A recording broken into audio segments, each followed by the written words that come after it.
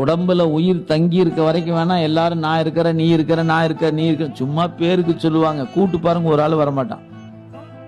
ஏதாவது ஆபத்து காலத்துல ஒரு போன் அடிங்க, ஏ மாப்பிள்ள சிக்கிக்கிண்டா கொஞ்சம் வாடான்னு கூட்டு பண்ண, ஏ கொஞ்சம் முன்னாடி சொல்லியிருந்தா பரவாயில்ல, நான் வேற இங்க போயிட்டேனேடா அங்க போயிட்டேனேம்மா. அப்புறமேல கடைசியில கடவுளே என்னை காப்பாத்தியாரு அப்ப கூப்பிடும் கடவுளை. புரியுங்களா? எல்லாரும் எல்லா நேரம் உதவுவாங்கன்னு நினைச்சிடாதீங்க. மனிதன் உதவுகிற உதவுதல் என்பது தெரிகிற மாதிரியே இருக்கும், உதவ மாட்டான். கடவுள் உதவாத தெரியாத மாதிரியே இருப்பார், ஆனா உதவுதல் அவன் தான் முன்னாடி நிற்பான். தோன்றா துணையா இருந்தனன் தன் அடியோங்களுக்கே.